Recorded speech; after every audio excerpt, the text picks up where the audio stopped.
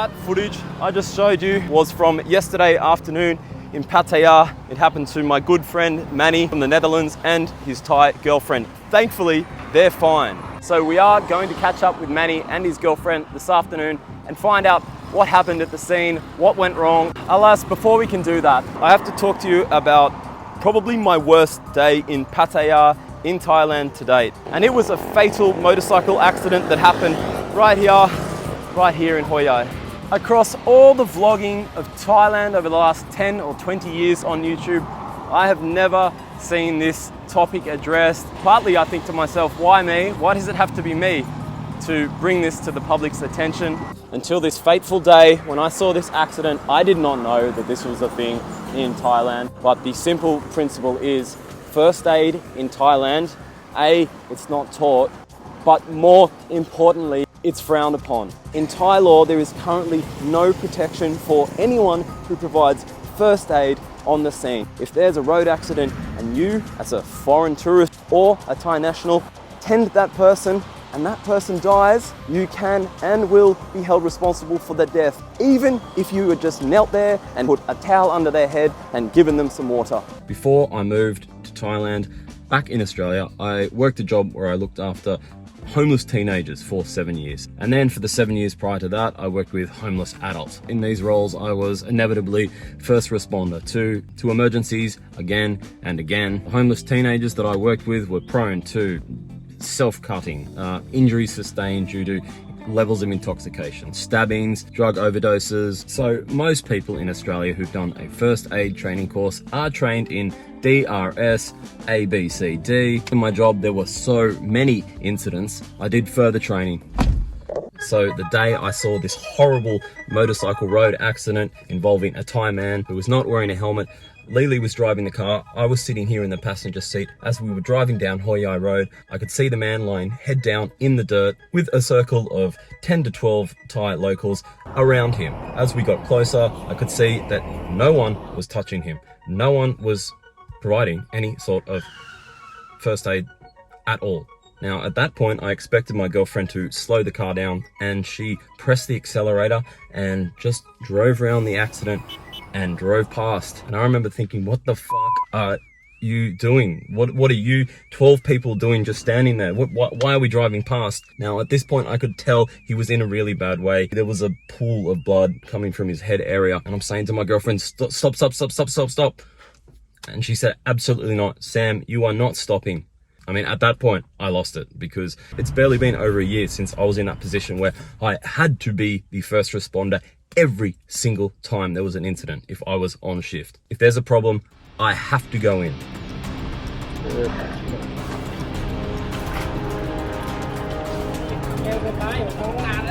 If one of my charges is injured or has injured someone else, I have to go in. I'm legally bound. Otherwise, I'm getting prosecuted. And in my hysterical way, I'm trying to explain this to Lele in the car, and back at me, she's trying to explain that that's not how things work in Thailand.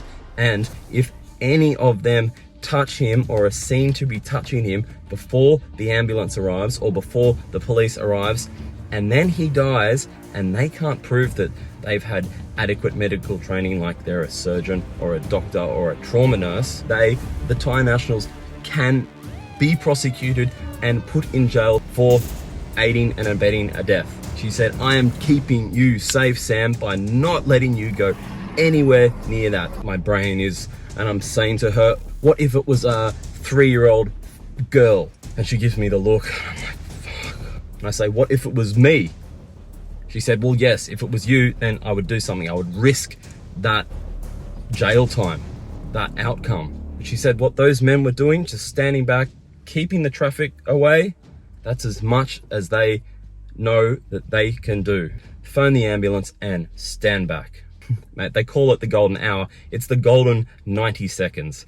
If that person is A, not breathing, or B, has no blood circulating, 2 minutes, they're out. So as soon as someone goes down in Australia like that, whoever's there has to get onto it before the paramedics arrive. Now, I've seen the ambulance, the response times here suck. Oh, Bangkok hospital's amazing. Thai hospitals with the private health insurance, they're amazing. The surgeons are amazing. you're not going to make it to the hospital. In fact, you're not still going to be alive when the paramedics arrive to take you to the hospital. That's what I'm on about today. Here we have a 1.5 litre bottle of liquid. It is 1500 ml, 1500 cc's. So in order to save your own life or a life of a friend, one of the first things you need to be able to do is to identify how much blood has been lost. So we're going to pour out 500 mils, 1/2 of a litre. Now I need you to take a look at the size of this puddle. I'll place my fist over the liquid and roughly count how many fists of liquid. 1, 2, 3, 4, 26, 27. Let's say 27 or 28. We're going to move away here from the scene of the accident to where it's a bit safer on the other side of the road. Now I want you to remember that number, 27 fists. So there's 2 fatal mistakes that people make when trying to deal with massive blood loss. Number 1 is absorption. Wrapping the wound with a towel. No, don't do this. Bleeding control is about pressure, not absorption. And mistake number 2 is applying a tourniquet too late. Studies show there's only a 4% chance of survival when a tourniquet is applied after the onset of shock. The key message you'll hear me repeat over and over is stop that bleeding ASAP. And this is hard to hear, but basically the bleeding needs to be completely stopped within the first 90 seconds if it's arterial bleeding. The likelihood of that thing arriving within 90 seconds. Now let's find out how to put on a tourniquet fast. That'll do. There's a piece of metal I found on the ground and I'm gonna use my nylon keychain.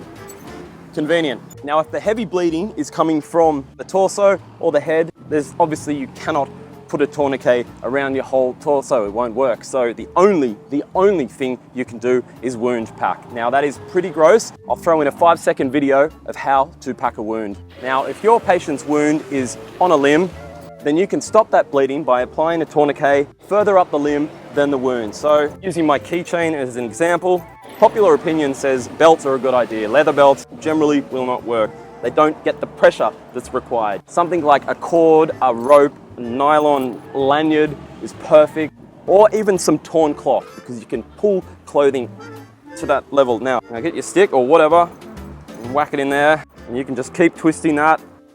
Now it's absolutely hurting. That's only taken about 8 turns. I can feel the blood pressure is almost completely cut off. So let's undo that quickly.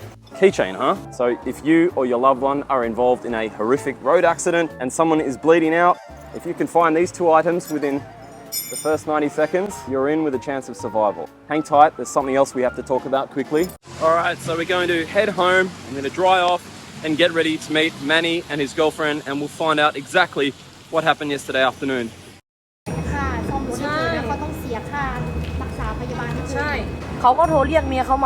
We had to take a U-turn to go like 4 lanes to the left. So every lane I look, I blink, I look in the mirror, everything, 4 lanes. And then Big C was coming up, so I went more to the left. The guy tried not to pay full amount. What he have to pay for this? Full amount of paying for fixing bike? I have only a little bit now. These are massive scars. Yeah. You need surgery. I need a new elbow, everything. You need a But big job. anyway, I need a new fucking leg. I blink, I look, I don't see anyone. I try to go and he just fucking came from the side. I watched the video, I could see you head check like every time you I fucking always do. I make sure that I blink, that I check, that I mirror check. Like, this is Pattaya, so I don't want to get fucking killed. Her legs were up in the air, you can see in the video. I saw that. I'm not scared or anything, but it's funny. She was just trying to get up and laying on the floor like, it's not that bad, but come on, it's a new bike. I love my bike. Look at the shocks. The shocks are beautiful. It's brand new basically. It got bent that way.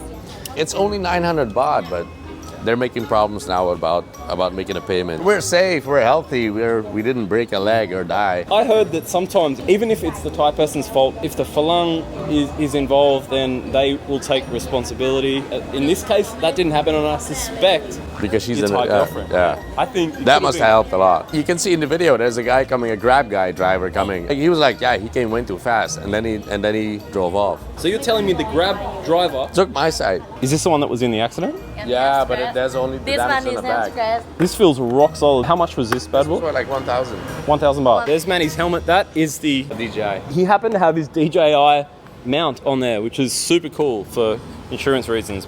I'm glad you guys are fine.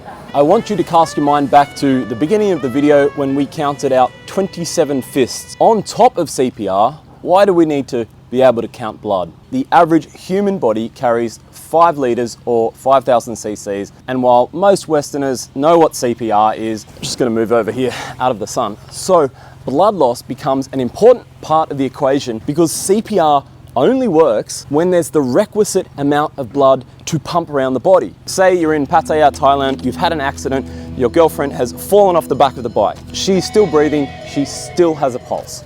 She is conscious, but she has heavy bleeding from, so you remember this, just under 500 mils. At 500 mils blood loss, that is 10% of the body's total blood. Each fist is approximate to 20 mils or 20 cc's of blood. 27 times 20 mils equals 540 milliliters. Now, if you recall, I poured out 500 mils of the blue soda. So using this estimation, 540 was pretty damn close. I'm just gonna get out of the wind, but I have to tell you what happens after 500 mils of blood loss. Between 750 and 1,500 mils of blood loss, the body's internal safety system can compensate. Now here's the kicker. Over 2,000 mils of blood loss, which doesn't even represent half of those 5 litres. Your blood pressure is too low, CPR will not work, and the patient will die. If you find yourself in an extreme situation, a road accident in Thailand, and there are 12 people standing around and no one willing to help you and your friend, and you can wound pack or get a tourniquet onto that wound before 2 litres of blood loss or 100 fists, CPR will work and you might survive.